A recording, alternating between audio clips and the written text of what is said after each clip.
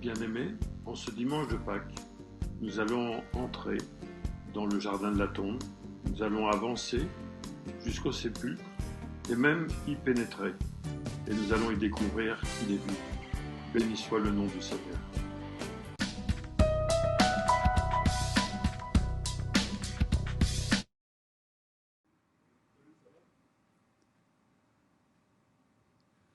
Jésus étant ressuscité le matin du premier jour de la semaine, apparut d'abord à Marie de Magdala, de laquelle il avait chassé 7 démons.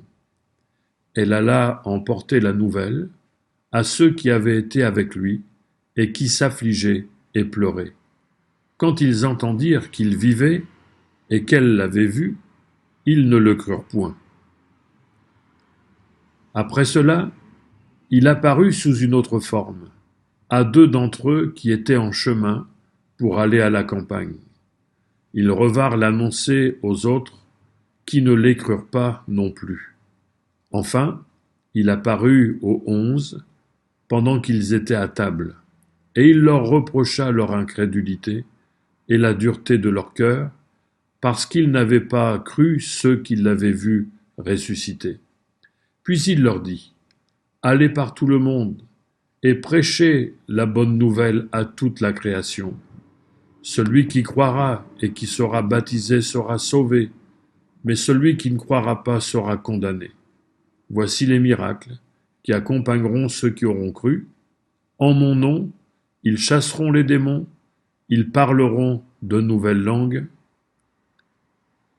ils saisiront des serpents, s'ils boivent quelque breuvage mortel, il ne leur fera point de mal. Ils imposeront les mains aux malades et les malades seront guéris. Le Seigneur, après leur avoir parlé, fut enlevé au ciel et il s'assit à la droite de Dieu. Et ils s'en allèrent prêcher partout. Le Seigneur travaillait avec eux et confirmait la parole par les miracles qui l'accompagnaient. Amen.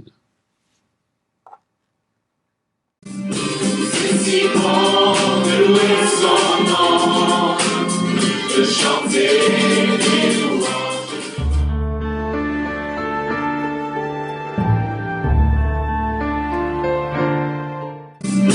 C'est si bon de louer son nom, de chanter des louanges, de grâce sa nom, de proclamer sa fidélité. Chaque jour infiniment, c'est si bon.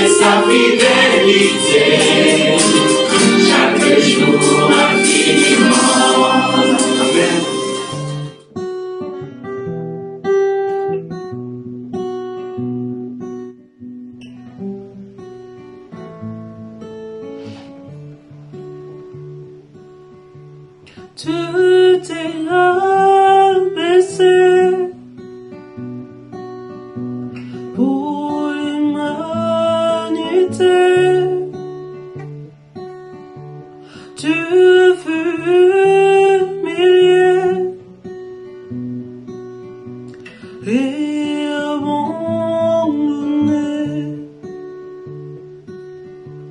Ta mort est ma vie,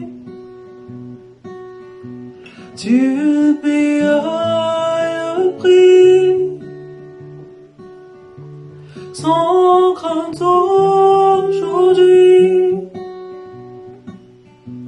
Mon âme s'écrie, Alléluia,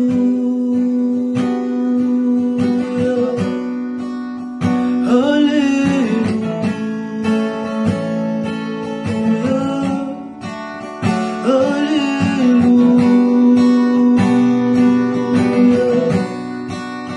Tu es saint, tu es saint. Je suis à tes pieds. Je suis à tes pieds pour te remercier d'avoir accepté de ton supporter, éprouvé, je tiens. Pardonner, je viens avec tous les saints. Chanter, tu reviens. Alléluia,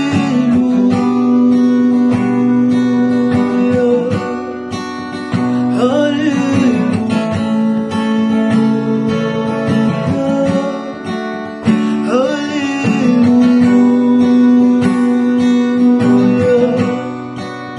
Tu es saint, tu es saint. Alléluia.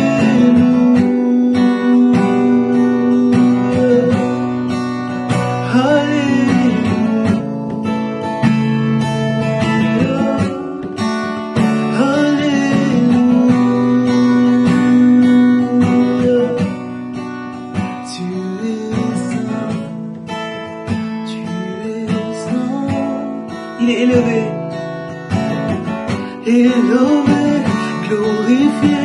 Tu es ressuscité et tu vis à jamais.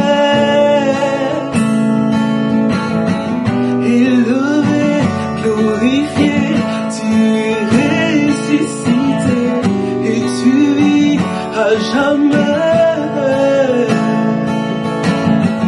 Élevé, glorifié, tu es ressuscité et tu vis à jamais. Élevé, glorifié, tu es ressuscité et tu vis à jamais. Alléluia,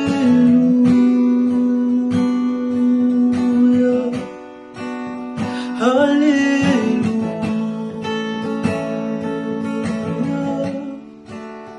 Alléluia.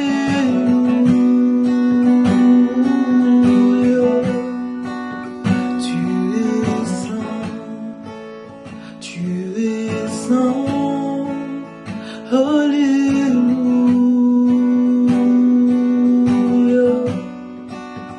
Alléluia.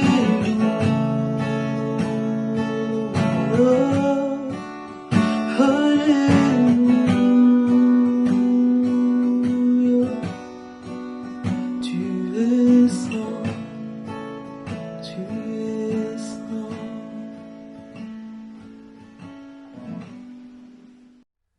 Bon matin, Église de Bruxelles. Content d'être avec vous ce matin. Le matin de Pâques, c'est vraiment une joie pour moi d'être là pour faire quelques chants, pour vous apporter un court moment de louange. Merci, Pasteur Philippe, de m'avoir contacté. C'est vraiment un privilège et j'ai hâte qu'on puisse se revoir physiquement. Et soyez bénis durant ce jour de Pâques, parce que nous célébrons la vie, nous célébrons celui qui a quitté sa gloire pour venir s'abaisser à nous, sa créature. Il a tant aimé le monde qu'il a donné son Fils unique afin que quiconque croit en lui ne périsse point, mais qu'il ait la vie éternelle. Et c'est à cause de ce sacrifice ultime, à cause qu'il a tout accompli, que nous pouvons nous réjouir aujourd'hui et savoir sans aucun doute que même si nous sommes confinés dans nos maisons, nous ne sommes pas isolés de Dieu, n'est-ce pas? Alors on va démarrer avec ce chant qui dit « Combien Dieu est grand ». Ensemble. Combien Dieu est grand, chantons-le combien Dieu est grand, et tous verront combien Dieu est grand. Le roi dans sa beauté, vêtu de majesté, la terre est dans la joie, la terre est dans la joie. Sa gloire resplendit, l'obscurité s'enfuit au son de sa voix, au son de sa voix. Combien Dieu est grand, chantons-le combien Dieu est grand, et tous verront combien Dieu est grand. Au car d'âge en âge il vit, ensemble. Car d'âge en âge il vit,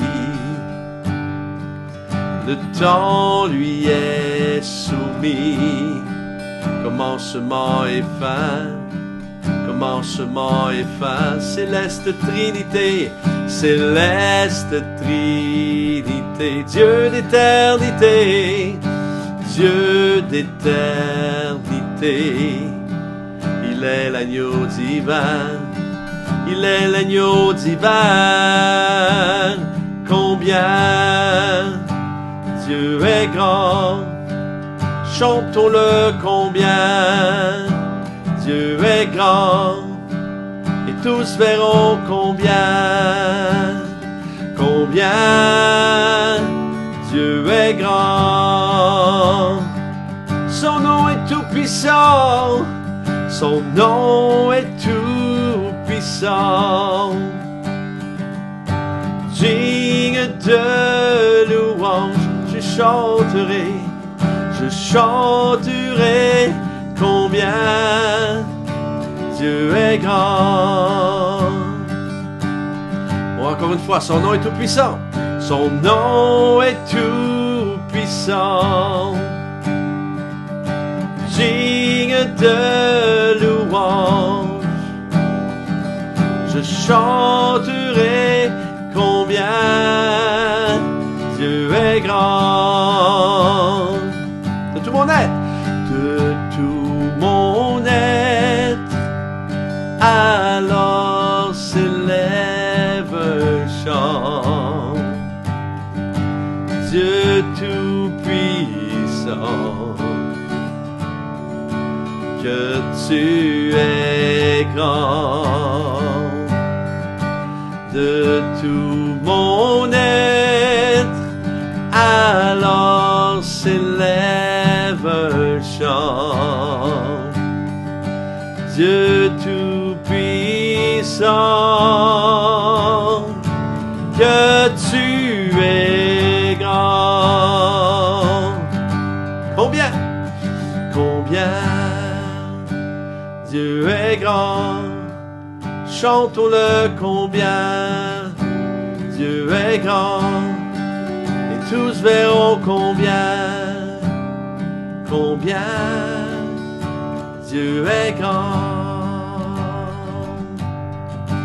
Parce qu'il vit, je n'ai rien à craindre, mes lendemains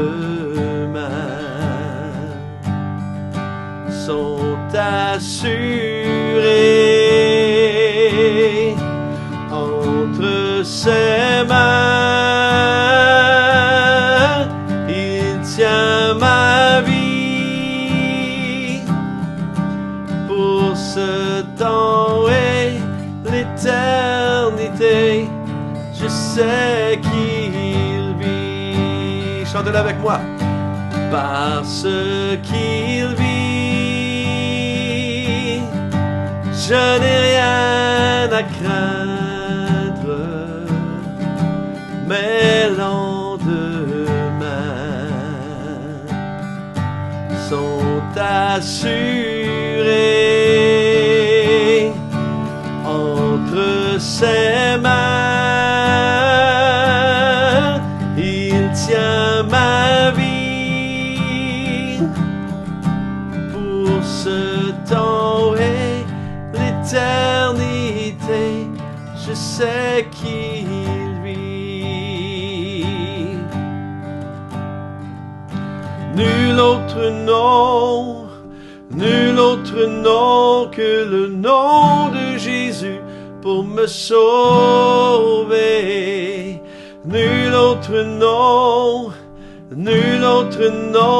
que le nom de Jésus pour tout changer. Nul autre nom que le nom de Jésus pour me sauver. Nul autre nom que le nom de Jésus pour tout changer. Pour me transformer, oh oui, pour me réconcilier.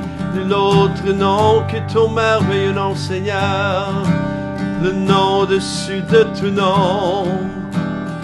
Oh, sois élevé au-dessus de tout nom, mon roi, l'alpha et l'oméga, le commencement et la fin. Oh, admirable conseiller, prince de paix, Père éternel, Dieu tout-puissant.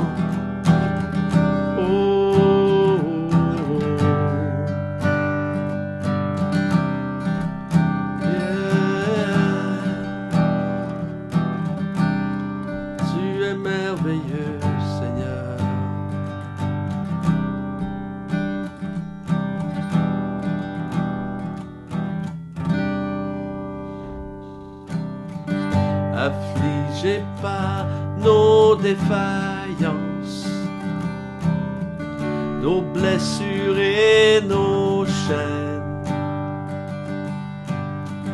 tu as choisi l'obéissance jusqu'à l'ultime peine. Tu as connu toute souffrance, vécu toute injustice, fondement de mon espérance, merveilleux sacrifice.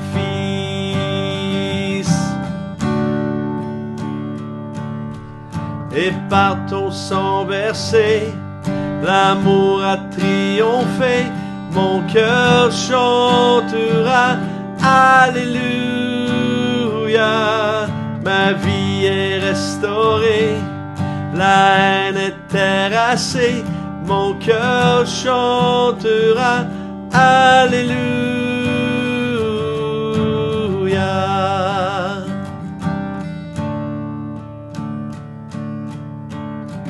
Viens accomplir ta volonté sur terre comme aux cieux.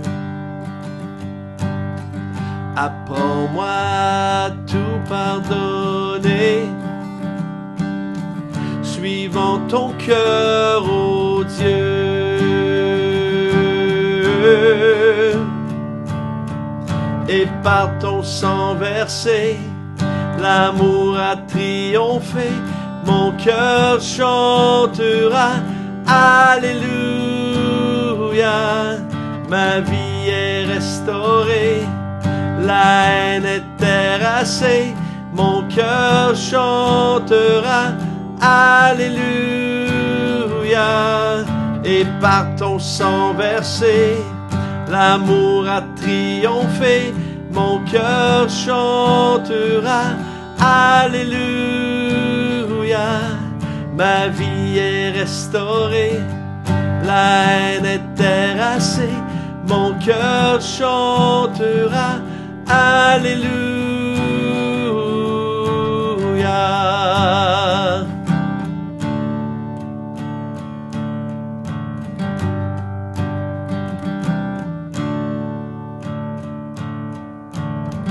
Toute arme forgée contre moi est brisée, la mort a perdu son pouvoir.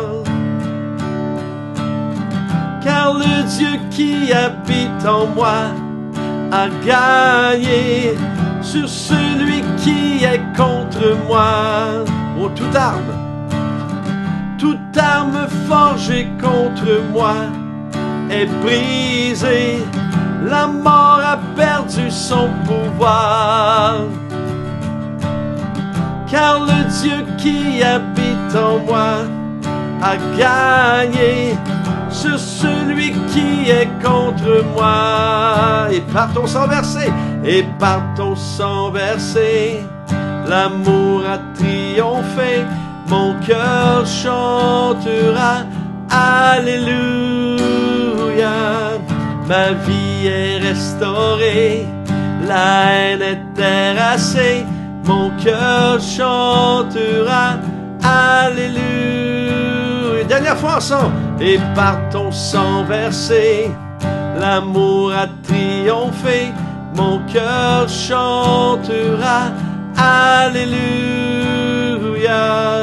Ma vie est restaurée, la haine est terrassée, mon cœur chantera Alléluia.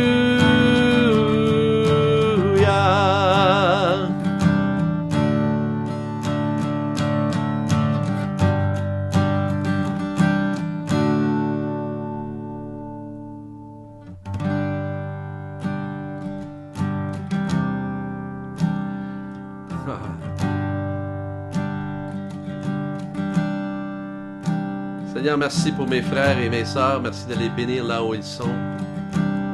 Seigneur, je prie que tu les combles d'une double portion de ta présence.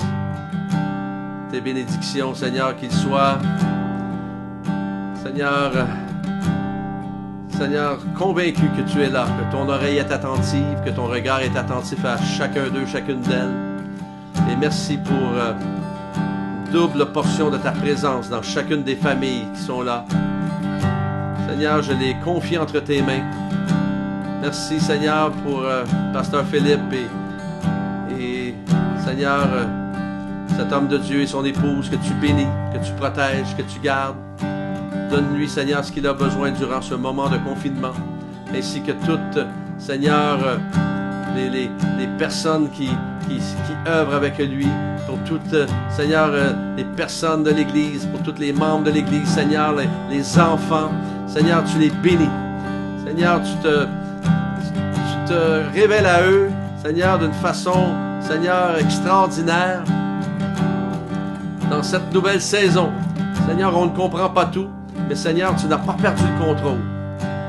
Merci de continuer à diriger l'Église de Bruxelles comme tu le fais et à leur donner au-delà de leurs attentes ce qu'ils ont besoin.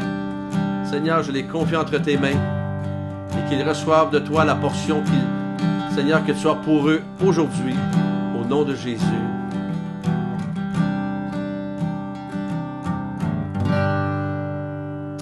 Soyez bénis, bénis. Bon dimanche de Pâques.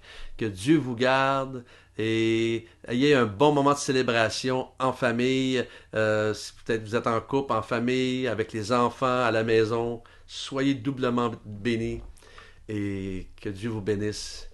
À la prochaine, j'espère. À bientôt. Bye bye.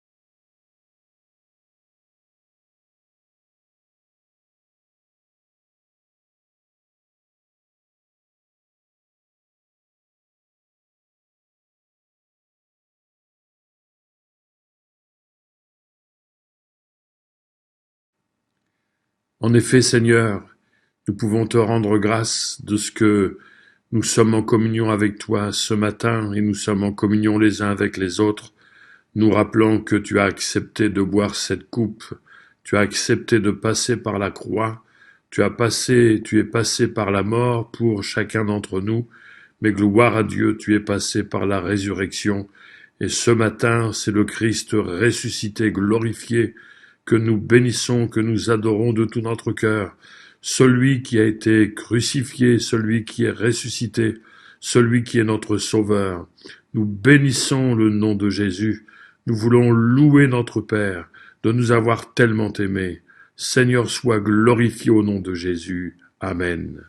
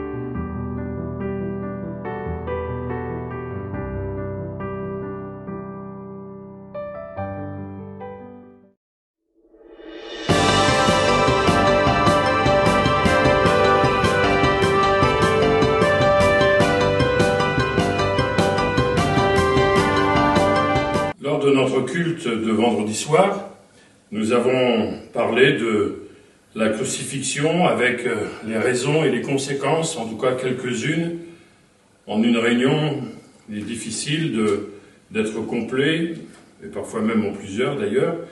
Donc, certainement que je ne serai pas complet ce matin, mais je crois que, en ce qui concerne la résurrection, il est important pour nous de voir la nécessité de la résurrection et les conséquences pratiques pour notre vie. Nous allons méditer ce thème, mais comme nous en avons la bonne habitude, nous prions pour que Dieu bénisse ce moment où nous partageons la parole du Seigneur. Oui, Seigneur, ta parole nous éclaire.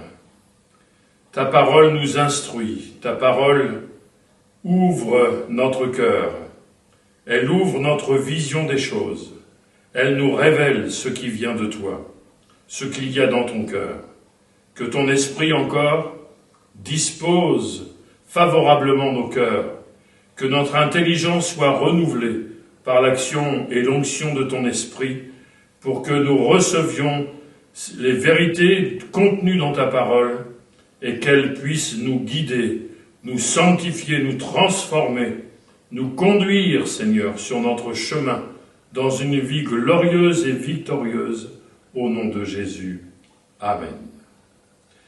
En introduction, j'aimerais que nous fassions la lecture de quelques versets dans la première épître de Pierre, au chapitre 1er et au verset 15.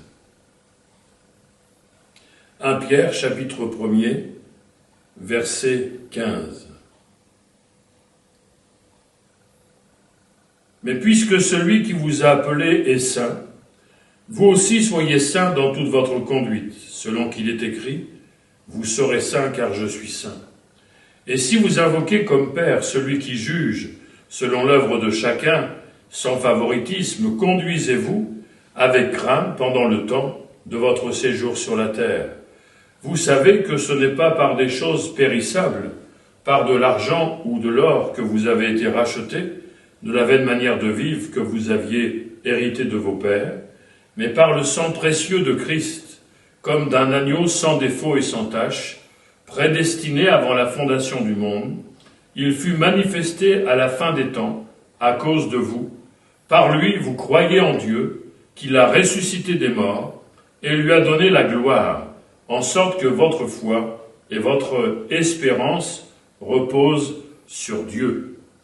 En quelques phrases, Pâques est ici résumé, puisqu'il nous est dit que, parce que Dieu est saint, il nous invite à la sainteté, et pour ce faire, puisque nous sommes incapables de vivre selon Dieu par nous-mêmes une vie sainte, il va donner son Fils, il va donner le don de sa grâce, son amour va être manifesté, il va donner son Fils pour qu'il meure sur une croix, afin d'expier, de supporter le poids de notre châtiment. Et la parole de Dieu nous dit que nous avons été rachetés de notre vaine manière de vivre par le sang de Jésus, par le sang précieux de Jésus. Non pas par des choses qui ne valent pas grand-chose, mais par le sang précieux de Jésus. Donc, ici, la mort sur une croix est évoquée. Elle est annoncée par le Seigneur. Et puis, la parole de Dieu nous dit, dans ce même texte, que Dieu a ressuscité des morts son Fils et lui a donné la gloire. Donc, Jésus a retrouvé la gloire qu'il avait laissée lorsqu'il a quitté son ciel, et parce que Christ est ressuscité, et parce qu'il a été enlevé au ciel, il est toujours vivant pour secourir et pour nous aider à vivre dans cette sainteté que Dieu nous demande. Ainsi, nous pouvons vivre dans notre foi et dans notre espérance, et nous pouvons vivre ces choses parce qu'elles reposent sur Dieu qui a fait cette œuvre au travers de la mort et de la résurrection de Jésus. Nous avons donc raison d'avoir confiance en un tel Dieu qui a donné son Fils pour chacun d'entre nous et qui l'a ressuscité. Voyons dès à présent quelques nécessités de la résurrection de Jésus.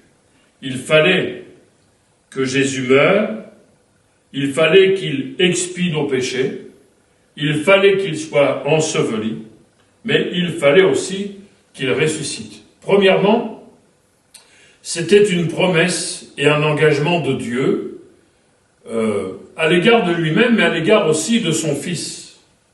Le roi David, qui a existé environ 1000 ans avant la venue de Jésus, a prophétisé la résurrection de Jésus.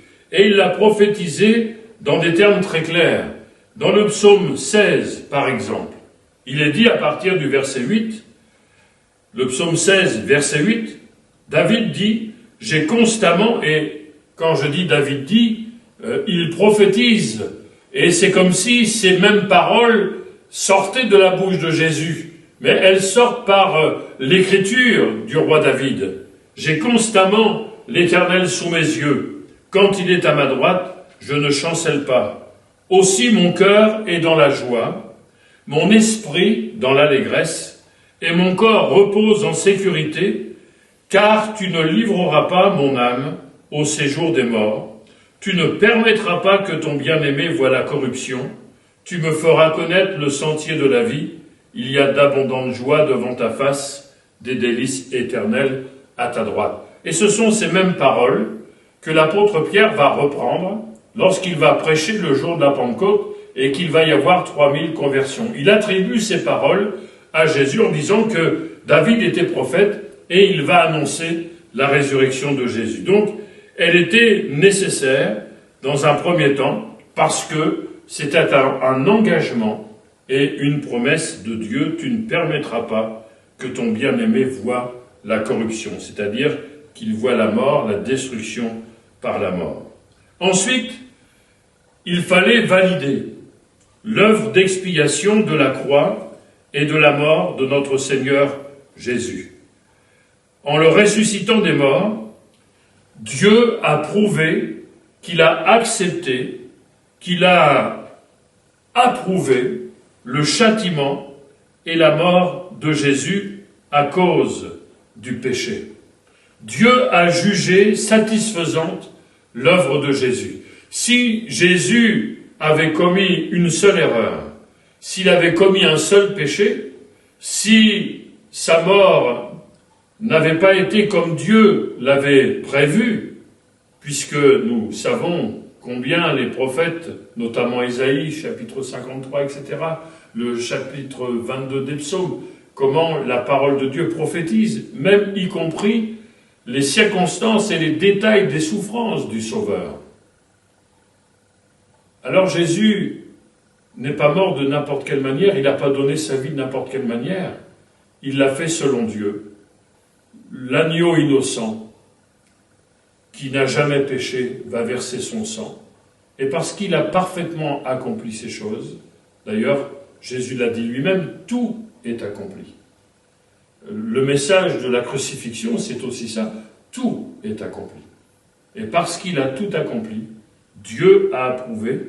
Et la Bible nous dit, dans l'épître de Paul aux Romains, au chapitre 1er et au verset 3, Paul dit aux Romains, chapitre 1er, verset 3, « Il, c'est-à-dire l'Évangile, concerne son Fils, donc le Fils de Dieu, né de la postérité de David selon la chair, et écoutons bien ceci, est déclaré Fils de Dieu avec puissance, selon l'esprit de sainteté, par sa résurrection d'entre les morts, Jésus-Christ, notre Seigneur. » Il a été déclaré Fils de Dieu avec puissance. C'est-à-dire que Dieu a accepté, approuvé, validé pour toujours le sang de la nouvelle alliance qui rétablit la communion de Dieu avec nous et nous avec Dieu. Et c'est extraordinaire. Il fallait la naissance, il fallait la croix, mais il fallait la résurrection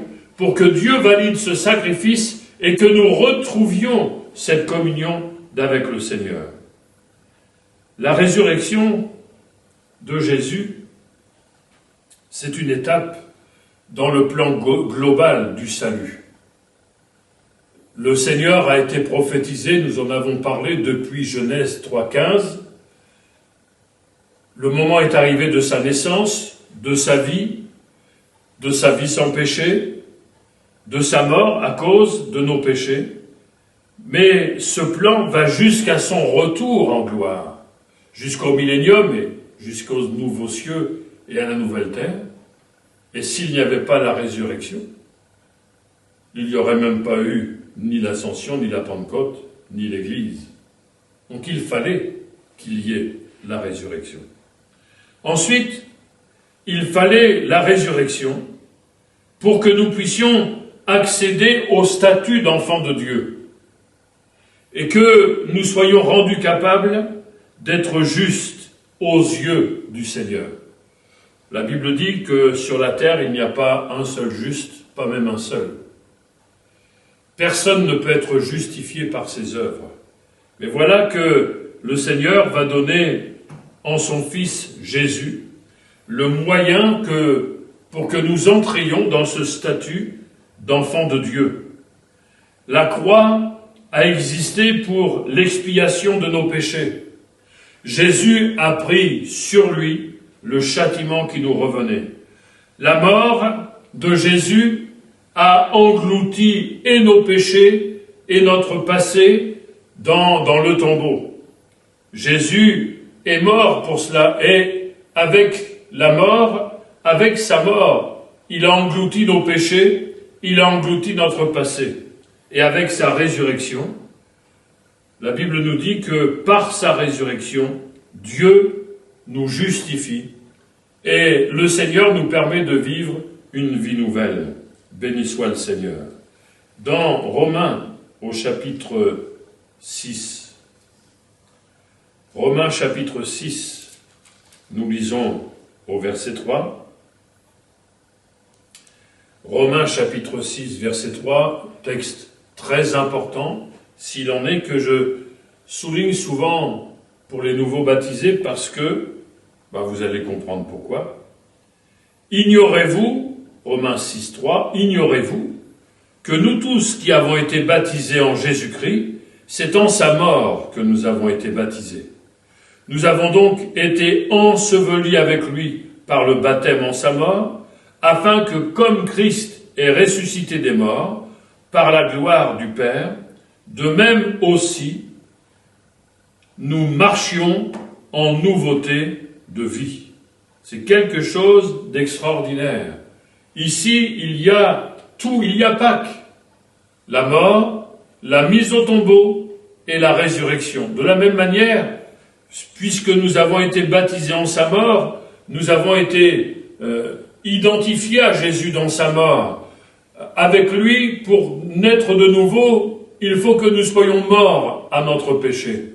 Et nous sommes par la foi morts avec Jésus au péché. Comme Jésus a été enseveli, nous avons été ensevelis par la foi avec lui pour que nous mourions à notre passé.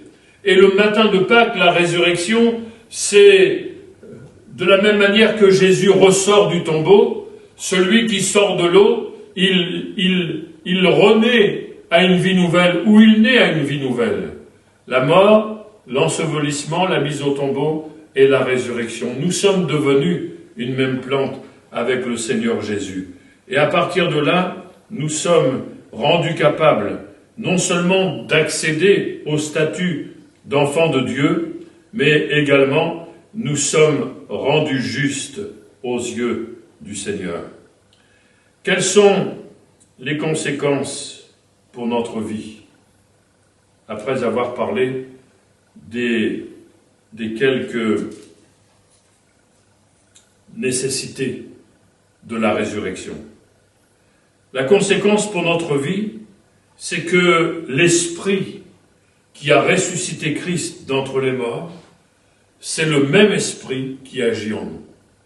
Frères et sœurs, quand je remédite ces paroles sur lesquelles j'ai déjà prêché, je me dis, franchement, Seigneur, je ne peux pas être découragé dans ma vie chrétienne, même si je ne suis pas comme je devrais être, même si tout dans la vie n'est pas comme j'aimerais, même si tous les exaucements ne sont pas comme je souhaiterais, mais il y a au fond de moi une espérance bénie, parce que Dieu n'est pas limité. Dieu n'est limité en rien, parce que l'Esprit qui a ressuscité Christ d'entre les morts, c'est celui qui agit en chacun d'entre nous. Dans Éphésiens, chapitre 1er, nous lisons au verset 20, Éphésiens, chapitre 1er, verset 20, nous connaissons bien ces paroles, nous les avons méditées quelques fois ensemble. Il est dit que Paul prie pour que les croyants, pour chacun d'entre nous aussi, et je crois que nous avons besoin, vous et moi, de prier pour ça. Il prie pour que les croyants reçoivent l'esprit de révélation et de connaissance, c'est-à-dire pour mieux connaître, que Dieu nous soit révélé, que son plan nous soit révélé, et la vie à laquelle il nous appelle nous soit révélée, que nous entrions pleinement, d'une manière pratique, dans cette vie. Et il dit, il est important que les yeux de notre cœur soient illuminés, éclairés, chapitre 1er, verset 19 des Éphésiens, pour que nous connaissions, que nous sachions quelle est envers nous qui croyons, l'infinie grandeur de sa puissance, se manifestant avec efficacité par la vertu de sa force, cette même force, il l'a déployée en Christ, en le ressuscitant des morts, et en le faisant asseoir à sa droite dans les lieux célestes. C'est exactement la même force qui a ressuscité Jésus qui agit en chacun d'entre nous. Alors on dira, mais frère, je suis bien loin de connaître cela. Eh bien, je crois que nous sommes beaucoup dans ce cas. Mais nous sommes aussi dans cette perspective de la foi, dans celui qui a ressuscité Jésus-Christ d'entre les morts, et il est capable et il veut agir dans notre vie. Paul est saisi par le Saint-Esprit dans le milieu environ de son épître aux Éphésiens, quand il écrit au chapitre 3, parce que vous avez gardé la page, vous allez la retrouver, au chapitre 3 et au verset 20 de son épître aux Éphésiens.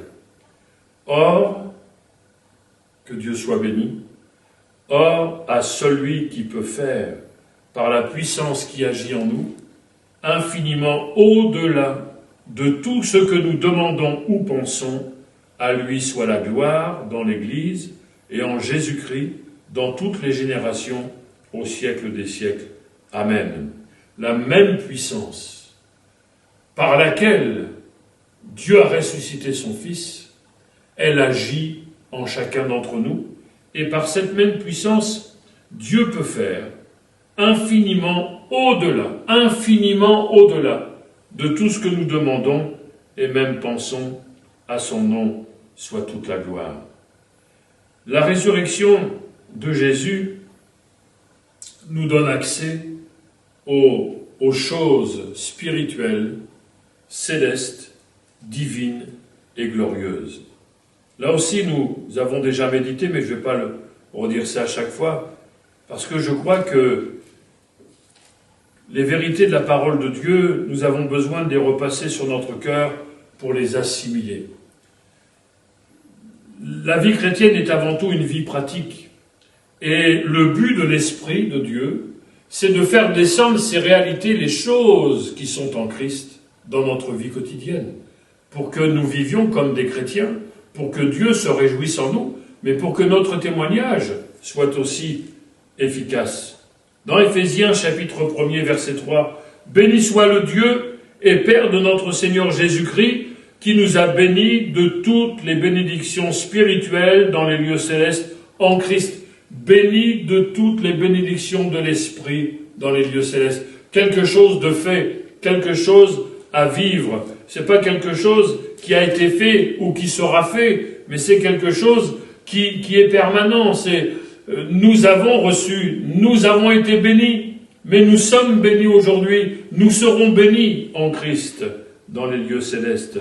Au chapitre 2 des Éphésiens et au verset 4, il est dit ceci, Éphésiens chapitre 2 verset 4, « Mais Dieu qui est riche en miséricorde, à cause du grand amour dont il nous a aimés, nous qui étions morts par nos offenses, ça c'est avant Pâques, nous a rendus vivants avec Christ. C'est par grâce que vous êtes sauvés. Il nous a ressuscités ensemble dans les lieux célestes, il nous a ressuscités ensemble et nous a fait asseoir dans les lieux célestes en Jésus-Christ. Il nous a ressuscités avec lui et il nous a fait asseoir avec lui. Ça veut dire que par la foi, en Christ, nous vivons sur la terre, mais parce que le ciel a été ouvert, parce que la communion a été rétablie, c'est comme si nous étions assis avec lui. C'est-à-dire, tout ce qui est à Jésus est à nous. Nous sommes bénis dans les lieux célestes de toutes les bénédictions spirituelles. C'est pour ça que l'apôtre Paul écrit aux Colossiens, tout simplement, au chapitre 3, vous connaissez bien cette parole, chapitre 3 des Colossiens, « Si donc vous êtes ressuscités avec Christ, cherchez les choses d'en haut, où Christ est assis à la droite de Dieu. Cherchons Jésus, cherchons les bénédictions qui sont en lui, les bénédictions spirituelles dans les lieux célestes. Attachez-vous aux choses d'en haut et non à celles qui sont sur la terre, car vous êtes morts et votre vie est cachée avec Christ en Dieu. Quand Christ, votre vie, paraîtra, alors vous paraîtrez aussi avec lui dans la gloire. » Alors, avec ce texte, nous pouvons redire que c'est vraiment le but de Dieu que, jour après jour, dans notre communion avec Jésus, par le Saint-Esprit et par la foi dans son œuvre, par la foi dans sa parole, nous puissions rechercher le Seigneur de manière à faire descendre. Vous savez qu'il est dit dans la parole de Dieu que le Saint-Esprit prend de ce qui est à Jésus pour nous l'annoncer, pour le communiquer à notre cœur. Et donc, dans cette relation vivante, puisque Christ est ressuscité, à cause de sa résurrection, parce qu'il est vivant, le Saint-Esprit prend de ce qui est à Jésus pour nous le communiquer, pour nous changer, pour nous transformer. C'est véritablement le but du Seigneur. Alors, mes chers frères et sœurs, ne nous laissons pas vaincre par la routine, ne nous laissons pas vaincre par la lassitude, encore moins ne nous laissons pas vaincre par le découragement. On peut être lassé, fatigué, découragé, parce qu'on n'avance pas trop, ou parce qu'on dit l'Église n'avance pas trop, même si quand on parle de l'Église, n'oublions pas que nous parlons de chacun d'entre nous. Si nous pensions que telle ou telle Église ou que la nôtre n'avance pas, mais c'est à nous de la faire avancer. Et surtout pas de nous lasser, de nous décourager, surtout pas de tomber dans une routine religieuse. Mais je crois que si nous avons soif, le Seigneur va se révéler. Et il va nous révéler l'héritage, la richesse de la gloire de l'héritage qu'il réserve à chacun d'entre nous. Que le Seigneur nous aide. Je crois aussi que la résurrection de Jésus, elle est là également pour nous amener à vivre une vie de résurrection. Le passage de la résurrection de Lazare nous en dit beaucoup sur ce que le Seigneur est capable de faire dans une vie. C'est pour ça qu'il ne faut pas tomber dans la routine, dans la lassitude.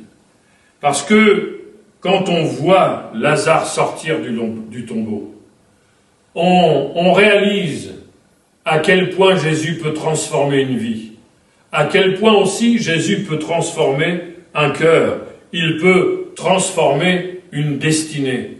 Quand Jésus se retrouve devant le tombeau, on saisit en peu de mots, on saisit l'ampleur de la tristesse, l'ampleur du désarroi. Et je crois que ces choses sont résumées dans l'intervention de Marthe quand Jésus parle de rouler la pierre, mais franchement, ce Jésus, il est où ? Il est vraiment ailleurs. Et Marthe lui dit, mais Seigneur, ça fait 4 jours qu'il est là, ils sont déjà. Il n'y a pas une bonne odeur là-dedans. C'est-à-dire, c'est fichu, c'est trop tard, c'est plus la peine, il n'y a plus d'espoir. Mais c'est là que le Seigneur va dire, ne t'ai-je pas dit que si tu crois, tu verras la gloire de Dieu. Si on parle de cœur à cœur, frères et sœurs, parfois, et je pense par rapport déjà à nous-mêmes, dans notre caractère, dans notre comportement, pour le fait que parfois nous cachons des péchés dans notre cœur, parfois nous gardons des rancunes, parfois nous parvenons pas à aimer, nous ne parvenons pas à pardonner, nous ne parvenons pas à passer à autre chose. Il peut se faire que parfois il y ait des jalousies et que finalement notre cœur ne sente pas très bon. Un peu comme le tombeau de Lazare. Et on peut dire, mais Seigneur, franchement, est-ce que tu peux en faire quelque chose ? Déjà, il faut le réaliser. Il faut réaliser que parfois notre cœur, ça sent le renfermer. Vous savez que le confinement du cœur, c'est pire que le confinement du corps. Parce que parfois, dans notre cœur, il y a des choses qui ne sentent pas bon. Et quand elles s'expriment, elles ne sentent pas bon non plus. Je me souviens d'une sœur, il y a longtemps, c'était dans la première église où nous avons exercé notre service. Elle avait quitté l'église avant que je n'arrive, et puis j'avais cru bon, et je pense que c'était une bonne chose, je suis allé la visiter. Nous avons eu un bon contact, ils sont revenus tous les deux avec les enfants à l'église. Et puis au bout de 2 ans et demi, comme je voyais qu'il y avait quelques difficultés, je suis retourné la visiter, et pendant de très longues minutes, elle m'a dit tout ce qu'elle me reprochait depuis ces 2 ans et demi que nous avions vécu ensemble dans l'Église. Elle avait gardé tout ça dans son cœur. Alors certainement qu'il y avait des choses vraies, personne n'est parfait, mais il peut y avoir des choses vraies, mais on les règle. Parce que quand on garde 2 ans et demi de rancœur, d'incompréhension et toutes sortes de choses, peut-être même des choses qu'elle s'était dites, puis vous savez, si on ne parle pas, si on ne communique pas, on imagine des choses. Déjà, même quand on parle, on peut imaginer, alors là, quand on ne parle pas, la machine à imagination, elle marche beaucoup. Mais elle avait gardé toutes ces choses, et son cœur ressemblait à une sorte de tombeau dans lequel il y avait toutes sortes d'ossements. Et il est évident que quand on vit comme ça, on ne vit pas bien. Mais je crois que si j'ai du mal à pardonner, si j'ai du mal à aimer, s'il y a de la rancœur, s'il y a de l'insatisfaction, si mon caractère me pose des problèmes, pensons et regardons comment Jésus a sorti Lazare, celui pour lequel tout le monde avait dit c'est trop tard, mais pour lequel Jésus a dit, ne t'ai-je pas dit que si tu crois, tu verras la gloire de Dieu. Eh bien, je crois, frères et sœurs, que ce soit pour nous-mêmes, pour les délivrances, les changements, le rétablissement, la restauration dont nous avons besoin. Pouvons nous considérer comme morts, mais Dieu est le Dieu de la résurrection. Ou que ce soit pour quelqu'un d'autre, ou peut-être nous avons dit, mais celui-ci, celle-ci, ça ne changera jamais. Ou il ne viendra jamais au Seigneur, ou il ne reviendra pas, elle ne reviendra pas. Eh bien, quand je vois Jésus prononcer cette parole, Lazare sort, ça veut dire qu'avec Jésus, n'importe qui peut s'en sortir.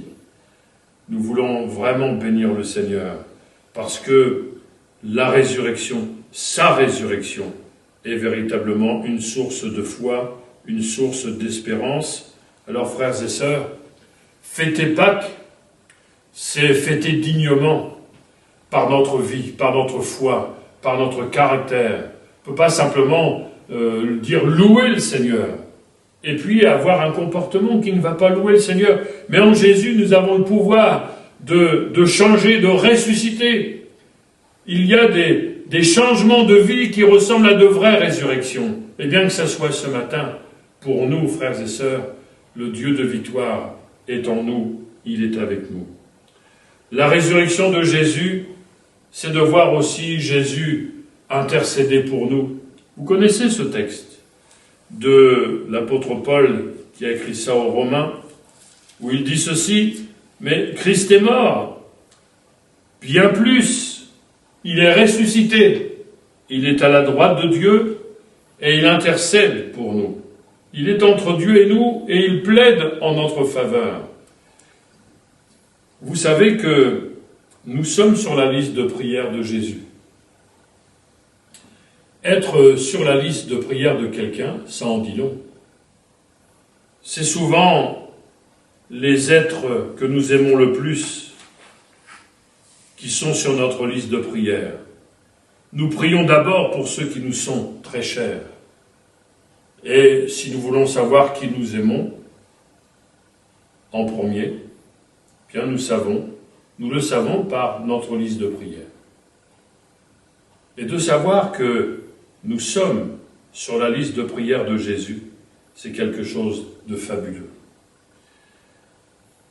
Pour savoir comment Jésus prie, en tout cas, on en a une certaine idée, puisque l'Évangile selon Jean renferme la prière dite sacerdotale, celle que l'on appelle la prière par anticipation, dans laquelle Jésus dit qu'il n'est plus dans le monde. Donc, nous savons qu'à ce moment-là, il dit encore, mais il prie comme s'il n'y était plus, et il parle au passé des disciples, etc., etc. Et vous pourrez relire ce chapitre 17, et ce qui est intéressant de savoir dans cette prière du souverain sacrificateur qui intercède pour nous aujourd'hui, puisqu'il est mort bien plus Bien plus, il est ressuscité. Il est à la droite de Dieu et il prie pour nous. Et quand on lit Jean 17, on apprend au moins 9 choses, 9 sujets de prière que le Seigneur apporte chaque jour à notre égard et à l'égard de tous ceux qui croient. Il dit qu'il prie pour ceux qui reçoivent sa parole. Si nous recevons sa parole, Jésus prie pour nous. Il demande à Dieu de garder tous ceux qui croient en lui. Il demande à Dieu de nous préserver du malin. Jésus prie pour que sa parole, qui est la vérité, nous sanctifie.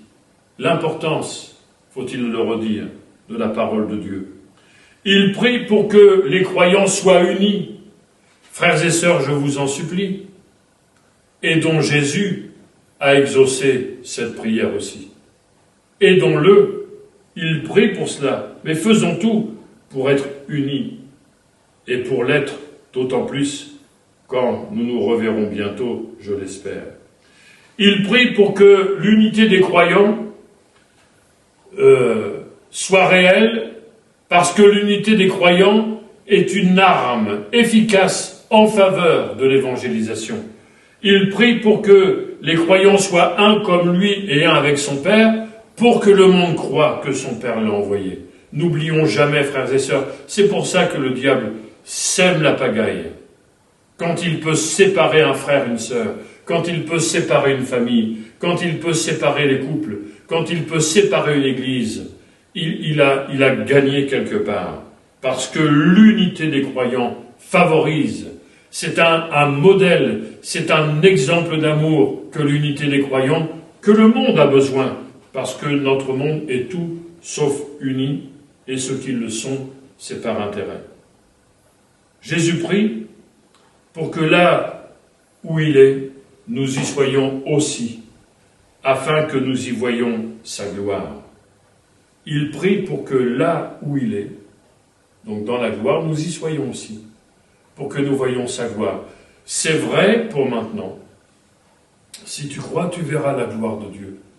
La gloire de Dieu, c'est la grandeur, l'importance de Dieu, la réputation, la renommée de Dieu. Tu verras tout ce qui fait la réputation de Dieu. Pourquoi Dieu a une telle réputation? Parce qu'il fait des choses extraordinaires. Et Jésus veut que nous participions à sa gloire, mais aussi pour l'éternité. Il prie afin que l'amour dont le Père a aimé le Fils soit en chacun d'entre nous. C'est sa prière. Et puis, nous savons que cette prière, Dieu l'exauce. D'ailleurs, Jésus le dira, parce que je fais toujours ce qui t'est agréable, tu m'exauces. Alors Dieu, par Jésus, exauce cette prière. Nous voulons l'aider à exaucer cette prière, mais sachons-le, Christ est mort. Bien plus, il est ressuscité, et il prie pour nous. Parce que Christ est ressuscité, sa parole est confirmée. C'est pas le prédicateur qui confirme la parole de Dieu. Parfois, des foules courent après des noms, après des personnes, mais celui après lequel nous avons besoin de courir, et c'est dommage que nous courions après des bons hommes, c'est dommage que nous recherchions telle ou telle chose. Mettons notre énergie, mettons tout notre cœur à rechercher celui qui est mort et ressuscité. C'est lui dont le Saint-Esprit parle. Jésus dit, il me glorifiera. Que le Saint-Esprit glorifie le Christ, mort et ressuscité, vivant à la droite du Seigneur, toujours vivant pour sauver tous ceux qui s'approchent de Dieu par lui. L'Évangile selon Marc, au chapitre 16, verset 19, dit ceci, « Le Seigneur, après leur avoir parlé, fut enlevé au ciel, donc il est ressuscité, il est enlevé au ciel, et il s'assit à la droite de Dieu, et ils s'en allèrent prêcher partout. Le Seigneur travaillait avec eux et confirmait la parole par les miracles qui l'accompagnaient. » Il n'y a pas de recette magique, pas besoin de recevoir toutes sortes de préceptes, de conseils. même si les conseils font toujours du bien, mais si les conseils nous amènent à rechercher le Fils de Dieu, frères et sœurs, le temps des miracles n'a pas changé. Le temps de la gloire n'a pas changé. Le temps où Jésus veut confirmer sa parole n'a pas changé parce qu'il est toujours vivant, parce qu'il est dans le ciel et parce que son esprit est en nous. Parce que Christ est ressuscité, il baptise du Saint-Esprit. Parce que Christ est ressuscité, il accorde les dons spirituels indispensables à l'Église. Parce que Christ est ressuscité, il appelle encore à son service des jeunes hommes, des jeunes femmes, des hommes et des femmes, et des vieillards, et pourquoi pas aussi des enfants. Dieu est un Dieu qui appelle, Jésus est un sauveur qui appelle. Ne résistons pas à l'appel de Dieu, mais laissons-nous conquérir par son amour pour que nous soyons les témoins de Jésus dans un monde de plus en plus troublé et qui a besoin de trouver le chemin du salut. La Bible dit que la première Église rendait témoignage avec force de la résurrection de Jésus et que le Seigneur confirmait sa parole. C'est pas trop la naissance de Jésus dont la première Église parlait. Et c'est vrai que peut-être que le curseur s'est trop déplacé vers la naissance. La naissance, elle est importante, bien sûr, mais la naissance n'est que le commencement, n'est que la genèse.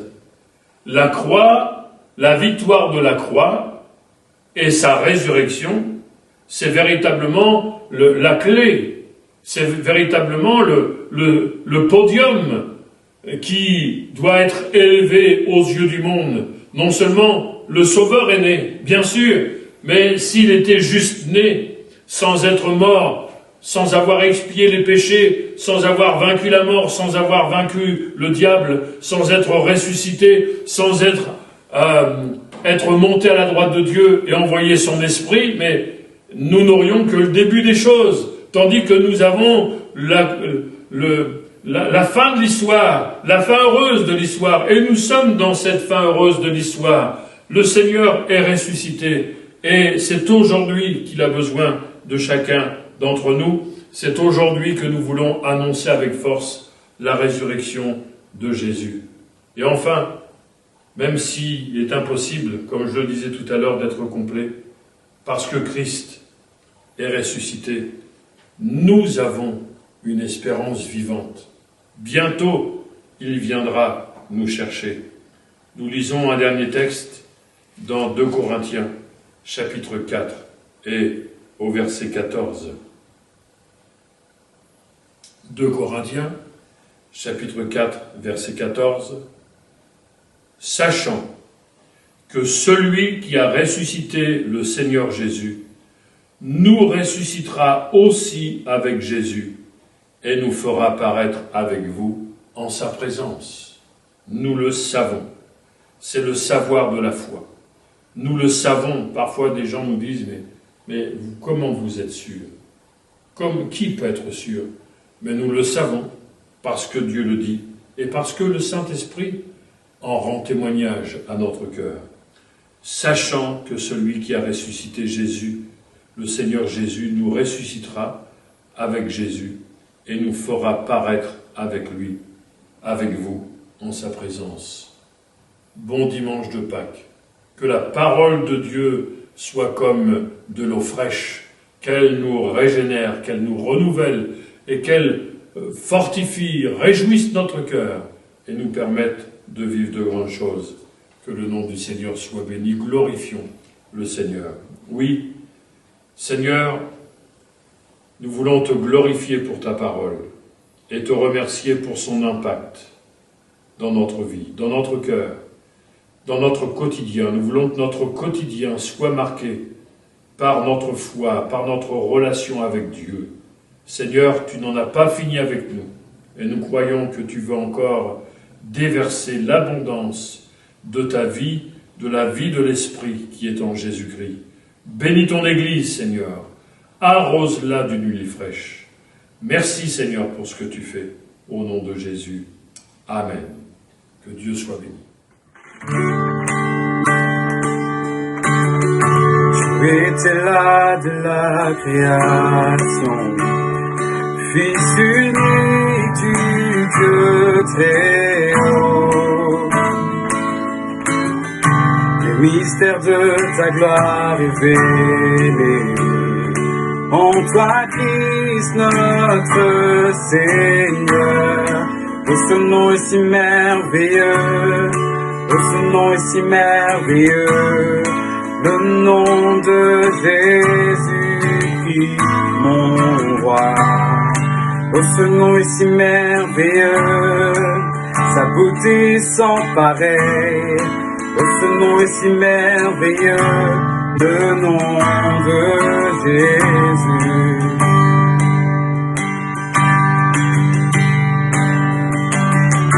Tu n'as pas voulu les cieux sans nous. Alors Jésus, tu es venu. Ton amour a vaincu mon péché. Rien ne peut nous séparer. Oh, ce nom est si glorieux. Oh, ce nom est si glorieux. Le nom de Jésus-Christ, mon roi. Oh, ce nom est si glorieux, sa beauté sans pareil. Oh, ce nom est si glorieux, le nom de Jésus. Oh, ce nom est si glorieux, le nom de Jésus. La terre a tremblé, le voile s'est déchiré, désarmant la mort et le péché. Les cieux chantent ta gloire, écho de ta victoire, car tu es le roi ressuscité. La terre a tremblé, le voile s'est déchiré, désarmant la mort et le péché. Les cieux chantent ta gloire, l'écho de ta victoire, car tu es le roi ressuscité. Tu es sans rival, tu es sans rival, tu es sans égal. Dieu, tu triomphes à tout jamais. À toi soit le règne, à toi soit la gloire. Ton nom surpasse tout autre nom. Oh, ce nom est victorieux, oh, ce nom est victorieux, le nom de Jésus-Christ, mon roi. Oh, ce nom est victorieux, sa beauté sans pareil. Oh, ce nom est victorieux, le nom de Jésus. Oh, ce nom est victorieux, le nom de Jésus.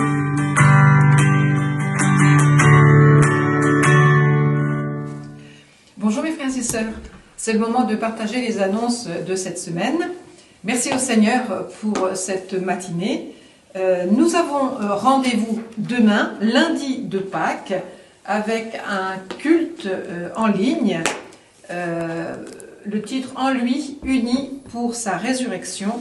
Vous pouvez donc suivre cette réunion sur YouTube, adfb.be ou sur Facebook. Vous aurez l'annonce qui vous sera apportée. Concernant nos rendez-vous de cette semaine, donc sur YouTube, nous avons notre rendez-vous mardi pour notre réunion de prière à 19h. Jeudi, notre réunion à 19h également pour l'étude biblique. Et bien sûr, notre rendez-vous de dimanche, notre culte à 10h. Chaque vendredi, nous avons bien sûr notre jeûne et prière, liberté à chacun de faire la journée ou non. Priez pour nos malades, les églises en Belgique, le gouvernement, pour le réveil spirituel et bien d'autres sujets certainement que vous avez sur votre cœur, bien sûr, chacun chez soi. 2 rendez-vous sur Instagram, chaque samedi à 18h30, rendez-vous avec la jeunesse I7G. Et chaque dimanche, à 16 h, le groupe des ados. Que le Seigneur bénisse nos jeunes. Nous n'aurons pas demain notre rendez-vous pour les mamans, puisque c'est le lundi de Pâques. Si vous désirez nous contacter, vous contactez le pasteur au 0476 33 78 71 pour le GSM ou le 02 344 31 35 pour la ligne fixe. Nous aurons également notre rendez-vous donc pour les aînés cette semaine, donc j'aurai l'occasion de vous envoyer une petite vidéo. Je ne vous oublie pas, mes frères et sœurs. Voilà, je laisse sur votre cœur le verset de cette semaine qui se situe dans 1 Jean, chapitre 5, verset 13. Je vous ai écrit ces choses afin que vous sachiez que vous avez la vie éternelle, vous qui croyez au nom du Fils de Dieu. Voilà, il ne nous reste plus qu'à vous dire au revoir ensemble et à vous souhaiter un bon dimanche de Pâques avec votre famille. Vous savez, et certainement que vous le vivez, le temps de confinement comme ça, on a certainement plus de contact avec nos familles et je crois que ce que nous pouvons leur apporter de la part du Seigneur sera pour eux une grande bénédiction. Nous vous souhaitons donc un bon dimanche de Pâques, une bonne semaine, que le Seigneur vous bénisse. Nous vous aimons et nous vous embrassons très fort et surtout en attendant de le faire physiquement. Et là, on ne va pas se priver. Que Dieu vous bénisse. À bientôt. Au revoir.